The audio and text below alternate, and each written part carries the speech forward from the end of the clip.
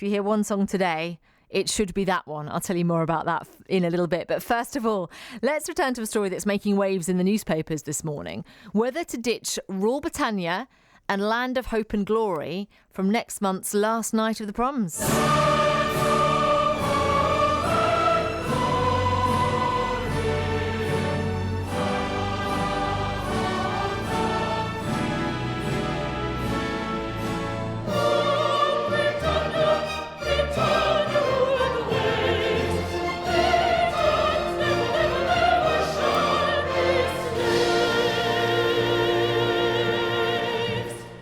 I wonder what you felt when you heard those songs. Well, the change comes in light of the Black Lives Matter movement. Organisers apparently are worried about a backlash because of the anthem's association with colonialism and slavery. Well, Dalia Stasviska from Finland is conducting this year's Last Night of the Proms and is among those who are keen to modernise the evening and to reduce the more traditional patriotic elements. You've all seen it, haven't you? The flag waving, all of that kind of stuff. So what do you think? Is it time to move on? Well, Godfrey Bloom is a commentator who has a view on this. Godfrey, what do you think? Should we ditch them? Well, good morning. Good morning. Good morning. Well, it's a wonderfully celebratory end. They're played at the end, aren't they, of the Proms concerts, which have been going on now for over 100 years. And, of course, Land of Hope and Glory was the first ever to get 2 curtain calls, in the presence of King Edward VII. It's an absolutely marvellous piece. It's flag-waving. Yes, it is patriotic. There's nothing wrong with waving our flag. I think we're a great nation. And I think celebrating occasionally, musically, our great past is a wonderful thing. And I don't think politics should be brought into it.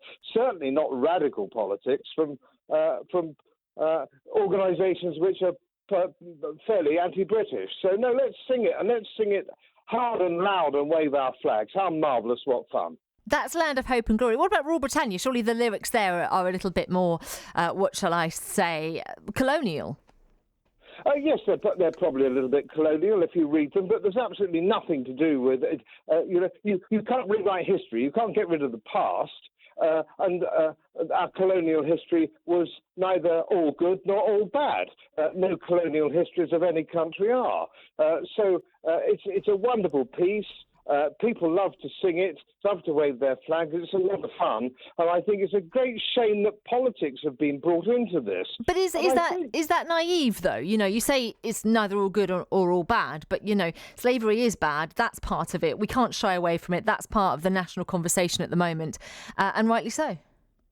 Yes, absolutely. And I think we don't talk enough about the abolition of slavery, which is something that our country led, of course. And in the Vienna Conference of 1813, we were trying to persuade other countries after the Napoleonic Wars to abolish slavery. And, of course, we led the way in that, all the way from 1807 1817. When the Royal Navy stopped the Atlantic slave trade. Yeah. So we actually led the way in that. So don't let's just think it was all one way. But what I'm saying is you can't post-rationalise history. We are where we are. Slavery's been around on the planet since the beginning of time. And we need to just forget about that for the time being. Well, we can't just forget it. We can't just forget about slavery. That's really insensitive.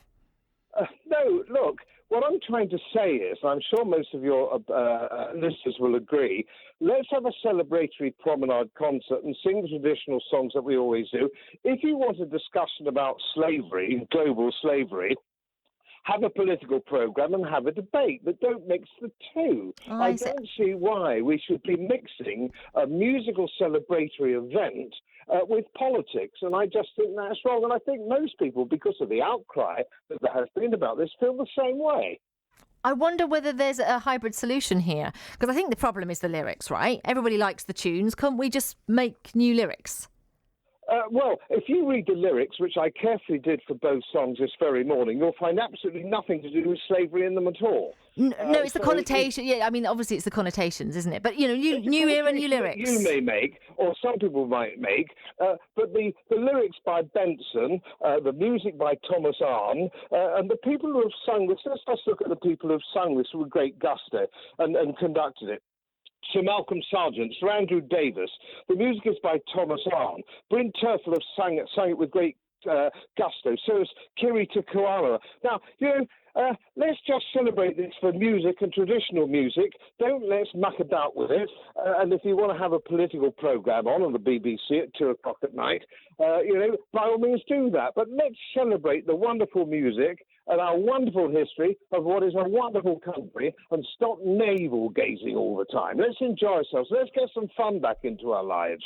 Well, actually, we can bring in Mary, who's in Gravesend at the moment, who wants to put paid to that. Mary, what do you think? I absolutely, totally and utterly disagree. I think it should have gone years and years and years ago. It's cringeworthy. I just hate it, the whole aspect of it. It's so awful. And when I don't go abroad very much now because I'm in my 80s, but when I have travelled abroad and I've heard this kind of thing and you see people from other countries, their eyes start to roll and they think, my God, it's awful. And it is, you're right. It enforces slavery, it enforces colonialism. It's I just can't understand why people even want to listen to it. I really don't. Yeah, why do you, Godfrey? Well, look, this programme is listened to by 20 countries all over the world every year. It's very, very popular. And I'm very sorry that your listener from Gravesend feels that way about the history of our glorious country. But most people don't feel that way. We like to celebrate a country, celebrate music. And I'm sorry that she feels so distressed about this. Are you being a damp squib, Mary? It is not a glorious country. We have so many, many difficult problems. So many people live wretched lives in this country. So don't start telling me that this makes everything okay just because you stand up and sing Land of Hope and Glory. My God, there's no hope and there's certainly no glory in this country. I think why don't we get real and start, ditching all that, for goodness sake, and start supporting our young people. You talk to young people what they think about all this, and I can't understand. It's something quite creepy as well all about it, I think. It's horrible. Well, listen, both of you, thank you. Passionately put. Very articulate, both of you. That's Mary, who's in Gravesend, and Godfrey Bloom as well, the commentator. I wonder what you think. Is it time to ditch Land of Hope and Glory?